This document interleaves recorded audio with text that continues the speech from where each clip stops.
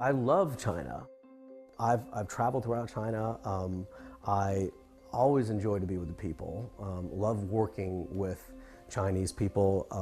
I find a high degree of integrity and creativity and a genius about the way that China and Chinese people do business. I wish that more Americans could actually visit China so that we could actually see who our politicians are demonizing, and that in fact these are families and folks and people who are trying to do the best they can to do better, educate their children, build a better life for themselves. You know, there are a lot of similarities between our cultures. Seeing these people eye to eye makes you understand that, you know, we're really not that far apart on many issues. And so when you talk to a typical American and you say, hey, America is actually exporting a tremendous amount from nearly every congressional district, they're surprised to hear that we export anything at all.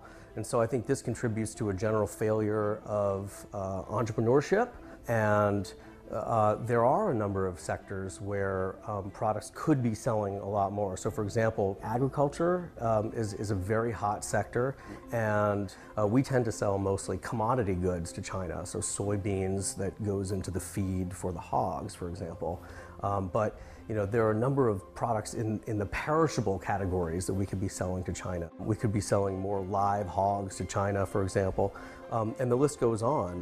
One looks at China's rising auto market, and we assume, well, you know, they're making their own cars, why would they need our parts? And yet China's buying American automotive components and vehicles hand over fist. I mean, our vehicle exports are skyrocketing to China. So savvy businesses and those who look east for opportunity understand this, but you know, most U.S. businesses are not exporting yet, are not leaning forward, whether that's small businesses or large. And so those that have been know that it's a well-kept secret, and those that aren't are often listening to the politicians that China's cleaning our clocks, when in fact it's a vast opportunity to create jobs here.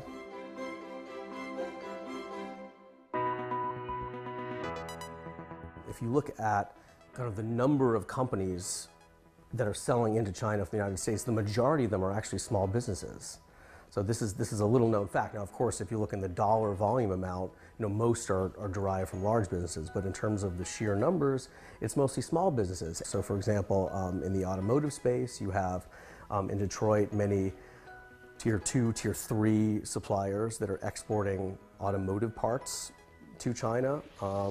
So you know, that manufacturing, you see small manufacturers that are exporting their goods to China. You know, I know for a fact in New York there are many, you know, small maple farms and honey apiaries. You know, they're selling their products into China.